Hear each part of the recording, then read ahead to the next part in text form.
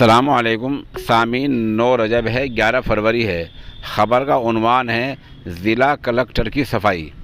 24 घंटे पहले मगरबी यूपी के ज़िला शामली के कैराना असम्बली हलके में कार में जो ईवीएम पकड़ी गई थी, जिसको लेकर काफ़ी हंगामा हुआ था और अभी भी लोग तशवीश में हैं, उसके बारे में शामली की ज़िला कलेक्टर मोहतरमा जसजीत कौर ने एक बयान जारी किया है। वो बयान ये है। ईवीएम मशीन से संबंधित एक वीडियो सोशल मीडिया पे चल रही है, जिसके संबंध में अवगत कराना है कि कैराना क्षेत्र के जोनल मजिस्ट्रेट की गाड़ी में रखी हुई रिजर्व ईवीएम मशीन जो उनकी गाड़ी में रखी हुई थी और उनका ड्राइवर खाना खाने के लिए हमारे कलेक्शन पॉइंट के बिल्कुल पास ही रेस्टोरेंट में अंदर जब गया तो वो मशीन जो है वो गाड़ी से दिखाई दे रही थी, जिसको कुछ व्यक्तियों ने देखा और वहाँ पे मीडिया जो है आ गई।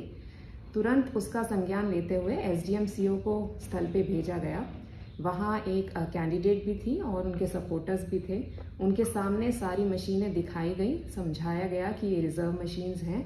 उसके ऊपर स्टिकर्स, उनके टैग सब नोट कराए गए। इसके बाद उनको संतुष्ट करके वो मशीन जो है बिल्कुल प्रोटोकॉल से जमा कराई गई, वेयरहाउस पहुँचाई गई।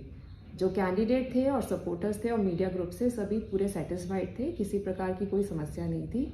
हालांकि जोनल मजिस्ट्रेट के खिलाफ एक शोकॉज नोटिस रात में ही जारी कर दिया गया था और एक इसकी रिपोर्ट जो है आगे भेजी जा रही।